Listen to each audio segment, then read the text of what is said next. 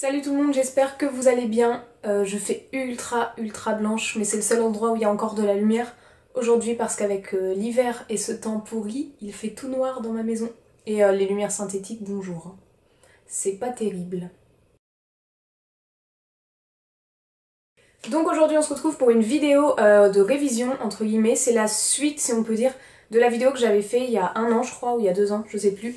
Celle sur le bac de géo, donc je vous mets dans le i qui est soit là, soit là. Je n'arrive pas à faire le droite-gauche quand je me filme, donc je vous mets dans le i si vous voulez voir cette vidéo pour réviser son bac de géo.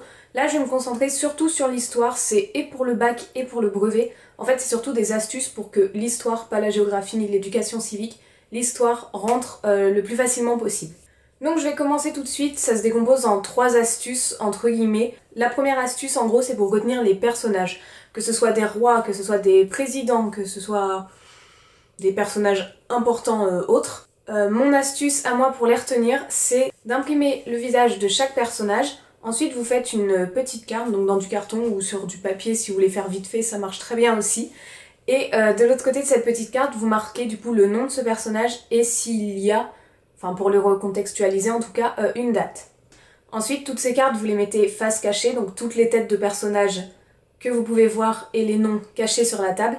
Et pour réviser, vous prenez la carte, vous regardez le personnage, vous dites le nom, et quand vous retournez, vous verrez bien si c'est le bon personnage ou pas. Et je trouve que, enfin en tout cas pour les gens qui ont une mémoire visuelle comme moi, c'est super pratique parce que quand on voit un visage et qu'on arrive à caler le nom, on peut retenir un nom avec une date bien plus facilement. De même, vous avez plusieurs chapitres, donc ce qui est top, c'est de les lister et vous mettez chaque personnage qui va dans chaque chapitre. Et sinon, vous pouvez tous les mettre ensemble et tous les réviser en même temps, mais je pense que ça risque de faire beaucoup. Le deuxième conseil, c'est justement, on continue avec ces chapitres, donc vous allez lister tous les noms de chapitres qu'il y a à savoir, et pour le brevet et pour le bac, ça marche pour les deux. Pour le brevet, je donne des cours, je fais de l'aide aux devoirs à un garçon qui passe le brevet, et on a trouvé sur internet du coup tout le programme. Donc ce que vous faites, c'est que vous marquez les grands titres, de même pour le bac, mais normalement on vous les donne, vous.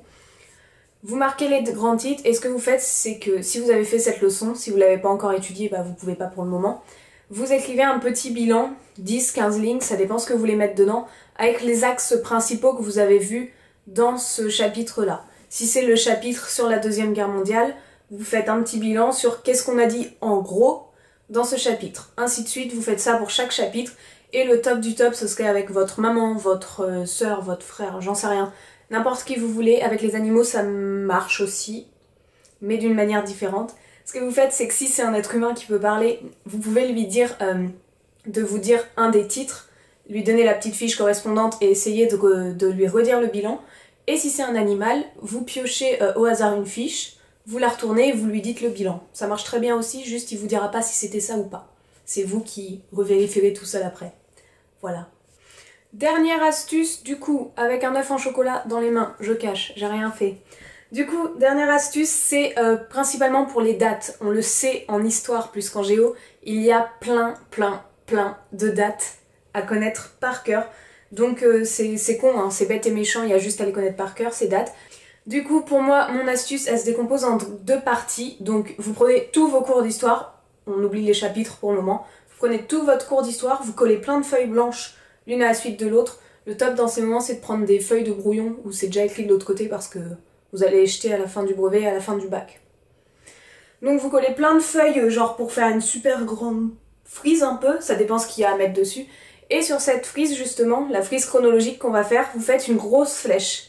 Et en haut et en bas de cette flèche, en commençant par la plus petite année que vous avez et en terminant par la plus grande bien évidemment, vous allez lister genre là en 1932, paf, il y a eu ça. En 1924, il y a eu ça. Et vous pouvez même caler, si vous voulez vraiment faire un truc de ouf, bien complet et tout, la photo des petits personnages, partout.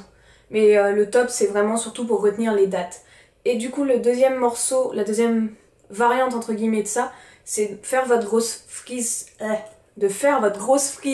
sur toute l'année d'histoire et de prendre chaque chapitre.